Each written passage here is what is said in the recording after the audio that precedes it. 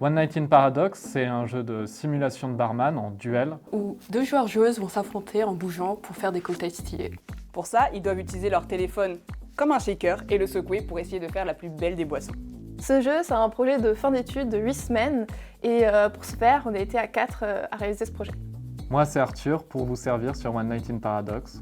Je suis game designer, chef de projet et directeur artistique sur le jeu. Je m'appelle Emeline, je suis graphiste et chargée de communication. Je m'appelle Nina et je suis développeuse notamment pour ce qui est de l'application mobile et du jeu sur l'ordinateur. Moi, c'est Maëlle. Je suis développeuse et intégratrice notamment de la version ordinateur du jeu, mais également du serveur.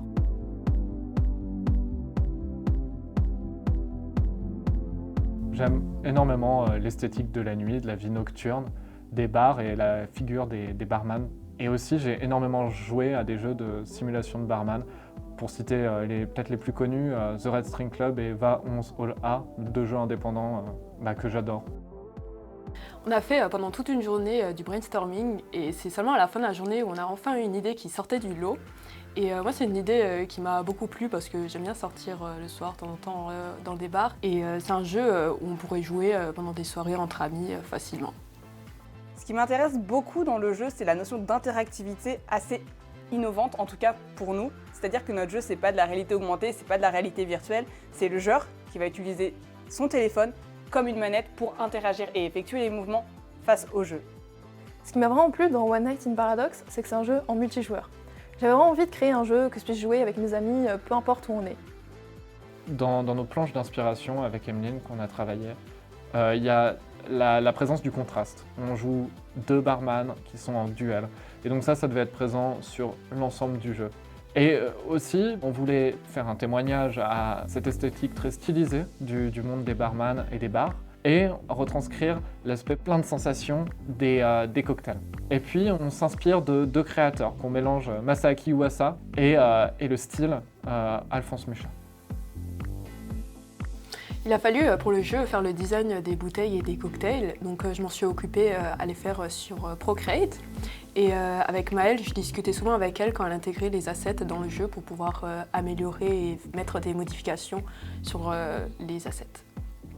Pour les interfaces, je me suis notamment occupée du mur de bouteilles. Donc c'était un processus assez long parce qu'on ne trouvait pas tout à fait le style qu'on voulait.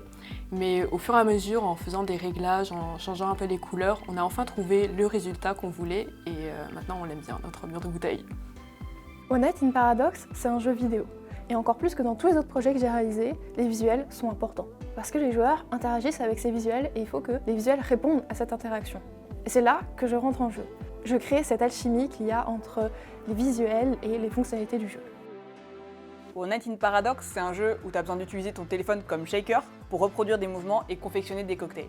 Pour ça, il a fallu implémenter la fonctionnalité de reconnaissance des mouvements.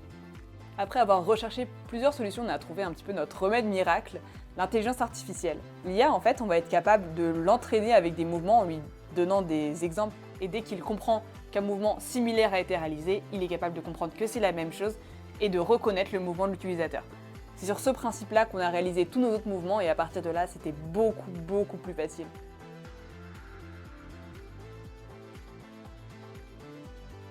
Notre jeu sera en première représentation au Puy du Hall du Cégep de Matane le 7 mars 2024. On a hâte de vous voir tenter l'expérience One Night in Paradox. On vous attend nombreux à notre stand. Ce sera un plaisir de vous accueillir au bar Paradox. Ça va être génial.